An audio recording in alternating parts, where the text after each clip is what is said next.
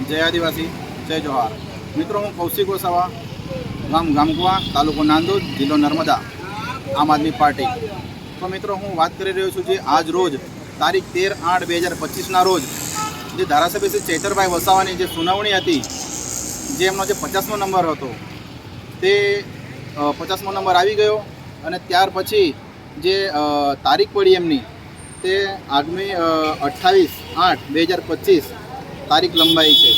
તો મિત્રો, કંઈક ના કંઈક મને એવું લાગી રહ્યું છે કે આ તારીખો પર તારીખ કમ લંબાઈ રહી છે અને જે આ તારીખો પર તારીખો લંબાઈ રહી છે અને ધારાસભ્ય ચૈતરભાઈ વસાવા જે આટલો મોટો જેલવાસ એનો થઈ ગયો છે, તો જે એમના વિસ્તારના કામો છે એ કોણ કરશે, એનો જવાબદાર કોણ રહેશે, એની જવાબદારી કોણ લેશે? તો મિત્રો, હું એ જ કહેવા માગું છું, જે એમના વિસ્તારના કામો છે તે ઘણા બધા અટકી રહ્યા છે અને જે ધારાસભ્ય ચૈતરભાઈ વસાવા લોકોના હક અને અધિકાર માટે લડી રહ્યા છે, તો હવે આટલા સમયથી એ બરોડા સેન્ટ્રલ જેલમાં છે, તો જે એમના જે કામો અટકી રહ્યા છે તે કામ કોણ કરશે, એના જવાબદાર કોણ રહેશે?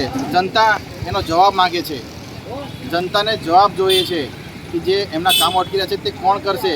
અને જે અડધી રાતે ધારાસભ્ય ચૈતરભાઈ વસાવા લોકોના હક અને અધિકાર માટે ઊભા રહે છે, એવું જરૂર નથી કે આદિવાસી સમાજ અન્ય કોઈ પણ સમાજ માટે ધારાસભ્ય ચૈતરભાઈ વસાવા ખડે પગે અડધી રાતે ઊભા રહે છે, તો એમના કામો ખરેખર અટકી રહ્યા છે અને આ કંઈક ના કંઈક મને કાળું કાવતરું લાગી રહ્યું છે।